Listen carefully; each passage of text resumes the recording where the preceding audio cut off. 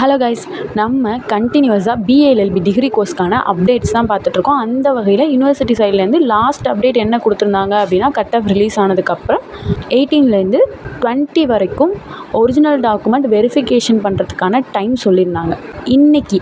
இன்றைக்கி ஜூன் 22 இன்றைக்கி allotment order issue பண்ணுறதா யூனிவர்சிட்டி சைட்லேருந்து சொல்லியிருந்தாங்க.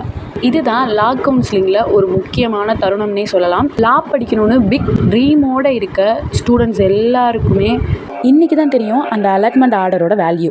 அலாட்மெண்ட் ஆர்டர் டவுன்லோட் பண்ணுற ப்ராசஸ் எப்படி அப்படின்னா, நீங்கள் லாகின் பண்ணி உள்ளே போனீங்க அப்படின்னா நீங்கள் அமௌண்ட் பே பண்ணுற மாதிரி இருக்கும். அமௌண்ட் பே பண்ணி தான் அலாட்மெண்ட் ஆர்டர் டவுன்லோட் பண்ணுற மாதிரி இருக்கும். டவுன்லோட் பண்ணிவிட்டு அந்த அலாட்மெண்ட் ஆர்டரை ஒரு 2-3 காப்பீஸ் எடுத்து வச்சுக்கோங்க.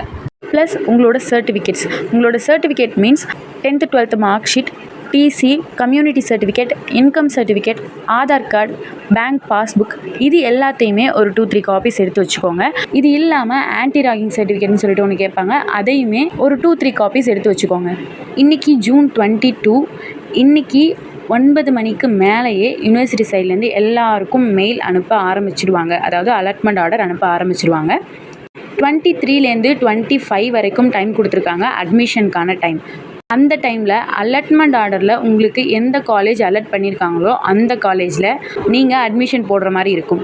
அப்ளிகேஷனில் உங்களோட நேம் ஏதாவது தப்பாக இருக்குது அப்படின்னா, உங்களோட சர்டிஃபிகேட்ஸ் ஏதாவது கம்மியாக இருக்குது அப்படின்னா, நீங்கள் காலேஜில் ஒரு லெட்டர் எழுதி கொடுக்குற மாதிரி இருக்கும் அட்மிஷன் போடுற டைமில்.